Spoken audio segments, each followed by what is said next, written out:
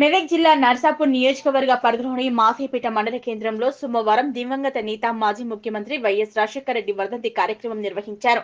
స్థానిక కచేరీ వద్ద వైఎస్ రాజశేఖర రెడ్డి చిత్రపటానికి కాంగ్రెస్ పార్టీ నాయకులు పూలమాలలు వేసి ఘనంగా నివాళులు అర్పించారు. బడుగు బలహీన వర్గాల నాయకుడు వైఎస్ రాజశేఖర రెడ్డి అని కొనియాడారు.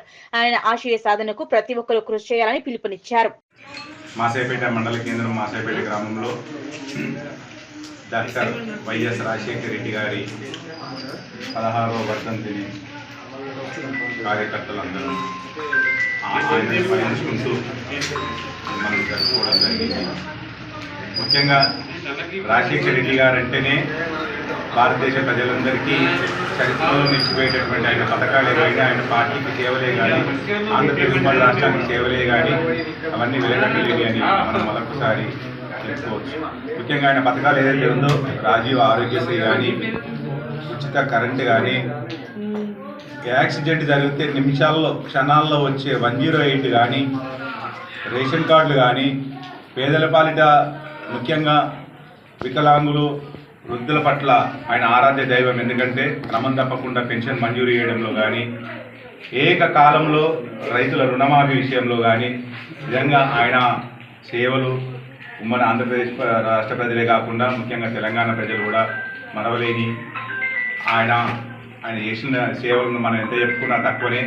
జాతి గర్వించదగ్గ నేత రాజశేఖర రెడ్డి గారని మనం మరొకసారి మననం చేసుకుంటూ ఆయనను సదా ఆయన మనసులో ఎల్లకాలం ఉంటాడని కోరుకుంటూ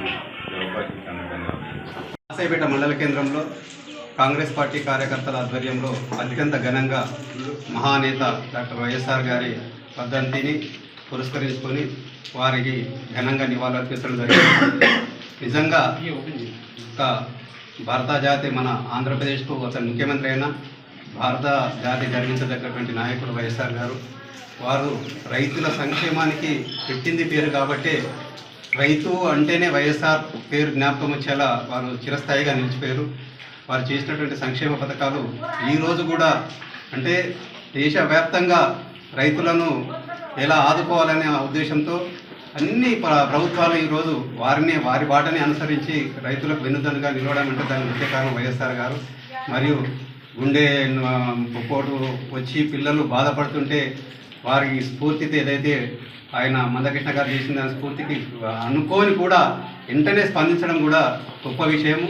అటువంటి మహానేత వైఎస్ఆర్ ఇయాల ఈరోజు రాజీవ్ ఆరోగ్యశ్రీని పిలిచి ఎందరో ఆరోగ్యాలకు ఆయన కారకుడేయండు.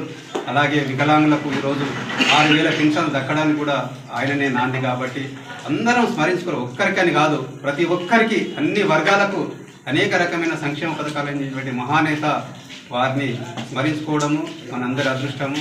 భగవంతుడు వారికి నుండి నూరేళ్ళు ఆయుష్ ఇవ్వకున్నా మన ప్రపంచం ఉన్నంతసేపు వారి పేరు చిరస్మరణీయంగా ఉండేలా వారి పథకాలు మనందరం గుర్తు చేసుకునేలా ఉన్నాయి. కాబట్టి వారు సదా స్మరణీయులు.